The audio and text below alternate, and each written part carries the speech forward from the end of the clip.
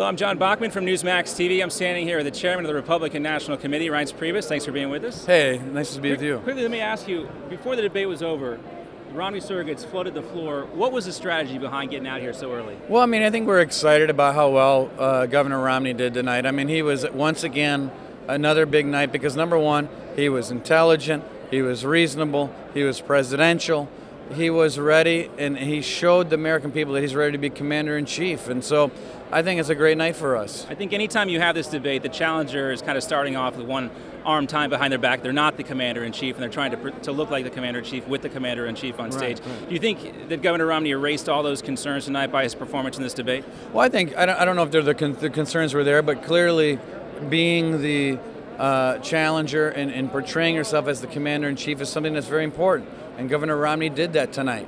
And I think what you see in the last three debates, starting in Denver, is that everything that President Obama tried to do over the last year, they've been spending millions and millions of dollars trying to portray Governor Romney as, you know, someone he's not, you know, unfit to lead, all the negative ads, it was all undone. And the American people saw again tonight 90 minutes of someone who was reasonable, intelligent, and ready to be president of the United States. That's why these polls are turning in our favor, because people are starting to realize, wait a second, this Governor Romney looks pretty smart, and he's actually intelligent, and he's reasonable, and he's a caring guy. And that's why the polls are turning in our favor. Several times we heard Governor Romney kind of agree with President Obama, or be forced to agree with President Obama, sounding begrudgingly a little bit.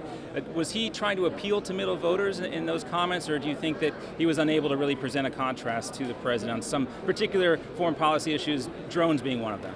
Well, I mean, you can't disagree on every single thing out there in foreign policy. I mean, and I don't think we would disagree with every single thing domestically either. But I mean, there are some things that the president enjoys saying and getting out in front of, like, for example, the president's comments on Israel. Let's face it, the president's been throwing Israel under the bus, you know, every 3 weeks. You know, starting with you know, his 1967 border speech that he claims he misspoke, which, you know, he's got 6 speechwriters and he's reading off a teleprompter. He didn't misspeak. You know, obviously, the comments that he made to the Prime Minister of France about Benjamin Netanyahu.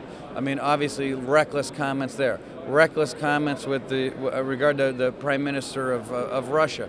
I mean, the fact is, this president has time and time again shown daylight between us and Israel, and he was called out on the carpet on it. But you know what, look, when it comes down to saying whether or not this country understands that Israel is the beacon of freedom in the Middle East, of course we agree on that. But it's the actions that this president takes that are more troubling. One last question for you. Speaking of talking points, we heard the term all over the map several times tonight from President Obama. Do you think he's going to try to carry that forward throughout the rest of the campaign? Well, he's been trying to say that, but the fact is the president hasn't shown his own plan, right? Well, I mean, what's the president's plan to do things differently over the next 4 years? I mean, right now, we've got record unemployment. We got a president that's in love with the sound of his own voice, but he can't follow through on a promise.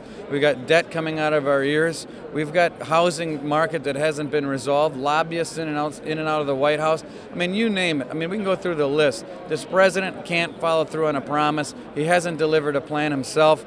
And you know what? I think that Governor Romney's done a great job of laying out a vision for the future and showing the American people that he's ready to be commander-in-chief. All right, Reince, thanks for being with us. Thank you. Good to see Appreciate it. You bet.